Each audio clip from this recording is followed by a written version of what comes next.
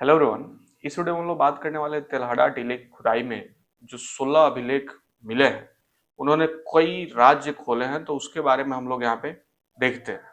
जैसा कि आप स्क्रीन पे देख पा रहे होंगे, यहाँ पे तेल्हाड़ा टीले की खुदाई में मिले हैं 16 अभिलेख और कई जो है राज्य खोले हैं। तेल्हाड़ा टीले की खुदाई में 16 अभिलेख और यहाँ से जो है राज तेल्हाड़ा टीले की खुदाई में जो है ये सारे राज खुले हैं।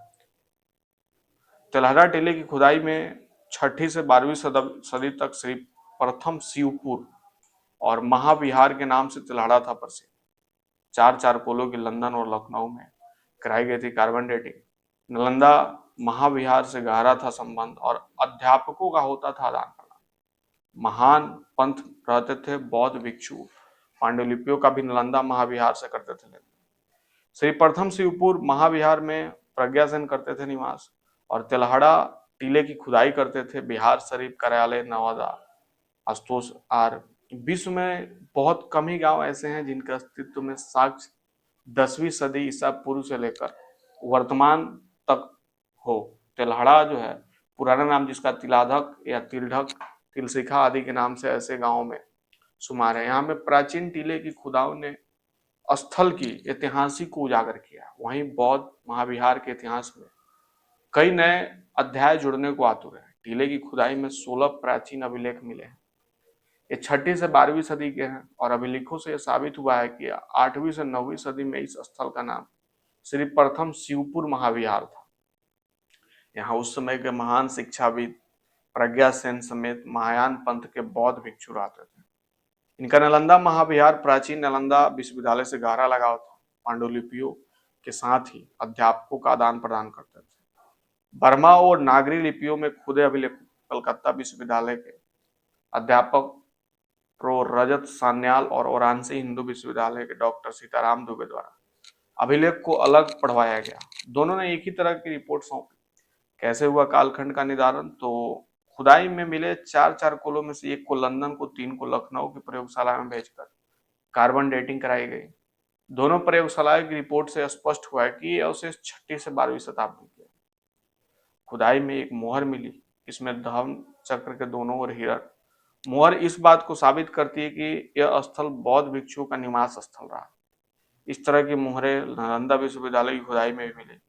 ऐसे में यह भी पुख्ता होता है कि नालंदा महाविहार से इसमें बेहतर रिश्ते रहे होंगे। दोनों के बीच महत्वपूर्ण सामग्रियों का आदान प्रदान होता रहा।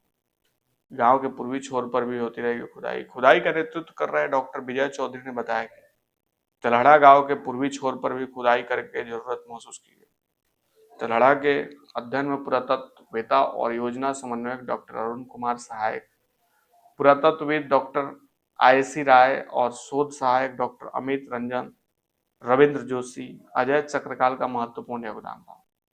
यहाँ बौद्ध भिक्षु कब से कब तक रहे, मानवों का वास कब से कब तक रहा, अन्य बौद्ध महावीरों की तरह यहाँ स्तूप था या नहीं, महाविहार कितने तले के बने थे, क्या क्या सुविधाएं मौजूद थी, बौद्ध भिक्षुओं के रहने की स्थिति क्या थी, इन सवालों के जवाबों के लिए खुदाई आवश्यक है।